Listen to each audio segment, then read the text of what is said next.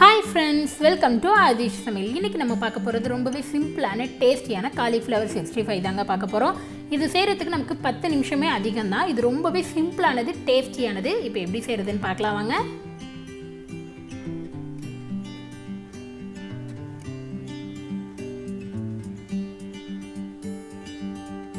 இங்க காலிஃப்ளவர் 65 செய்யிறதுக்கு நான் வந்து ஒரு பூ காலிஃப்ளவர் எடுத்துர்க்கேன். இது இந்த மாதிரி கட் பண்ணி எடுத்துக்கோங்க. ரொம்ப சின்னதாவும் இருக்க கூடாது, பெருசாவும் இருக்க கூடாது.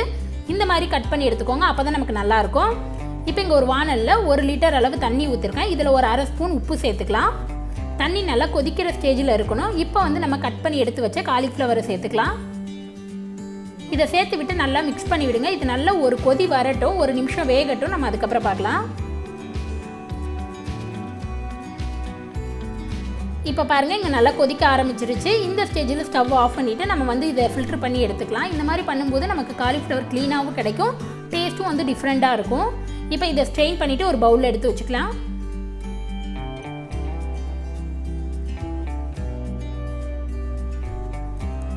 இப்போ இங்க 65க்கு தேவையான மசாலா ரெடி பண்ணிடலாம். இங்க ஒரு பவுல் எடுத்துர்க்கேன்.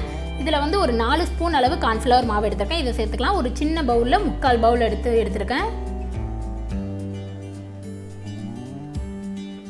அதே பவுல்ல 3/4 பவுல் அளவு அரிசி மாவு எடுத்துர்க்கேன். இதுவும் 4 ஸ்பூன் தான். நீங்க கார்ன்ஃப்ளவர் மாவு எவ்வளவு எடுக்கறீங்களோ அதே அளவு அரிசி மாவு எடுத்துக்கோங்க. இப்போ இதோட தேவையான அளவு மிளகாய் தூள் சேர்த்துக்கலாம். நான் காஷ்மீரி மிளகாய் தூள்ன்றதுனால 1.5 ஸ்பூன் சேர்த்துர்க்கேன். உங்களுக்கு காரத்துக்கு தேவையான அளவு சேர்த்துக்கோங்க. இதோட ஒரு 1/4 ஸ்பூன் ஜீரகத்தூள், அரை ஸ்பூன் மிளகுத்தூள். மிளகுத்தூள் சேர்க்கும்போது டேஸ்ட் இன்னும் நல்லா இருக்கும். இதோட ஒரு அரை ஸ்பூன் கொத்தமல்லி தூள் சேர்த்துக்கலாம். இதோட ஒரு ஸ்பூன் இஞ்சி பூண்டு பேஸ்ட்,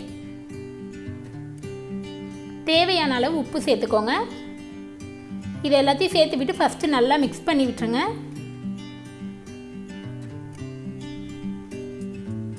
இப்போ நல்லா மிக்ஸ் பண்ணியாச்சு. நான் வந்து ஒரு அரை கிளாஸ் அளவு தண்ணி எடுத்துருக்கேன். இதை வந்து கொஞ்சம் கொஞ்சமாக சேர்த்து நல்லா மிக்ஸ் பண்ணி எடுத்துக்கலாம். நல்லா ஒரு ஃபைன் பேஸ்ட்டாக மிக்ஸ் பண்ணி எடுத்துக்கோங்க. ரொம்ப தண்ணியாக இருக்கக்கூடாது. இப்போ நல்லா மிக்ஸ் பண்ணி எடுத்துக்கலாம். இதை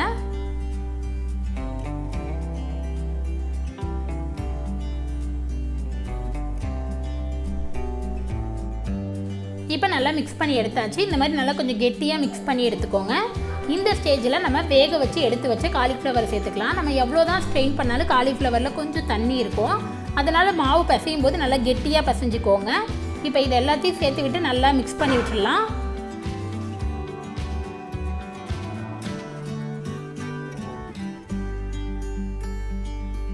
இப்போ பாருங்கள் நம்ம நல்லா மிக்ஸ் பண்ணி எடுத்தாச்சு. இந்த மாதிரி மிக்ஸ் பண்ணி எடுத்துக்கோங்க. ரொம்ப மாவு நிறையா இருந்ததுன்னா நமக்கு பக்கோடா வந்து நல்லா கிறிஸ்பியாக இருக்காது. இப்போ இதை நம்ம பொரிச்சு எடுத்துடலாம். இங்கே ஒரு வாணல்ல எண்ணெய் நல்லா சூடாயிடுச்சு. இதில் நம்ம ரெடி பண்ணி வச்ச காலிஃப்ளவர் பக்கோடாவை வந்து ஒன்று ஒன்றா சேர்த்துக்கலாம். ஒரே இதாக சேர்க்காதீங்க, ஒன்றோட ஒன்று ஊட்டிக்கோ. அதனால் ஒன்று ஒன்றா சேர்த்துக்கோங்க.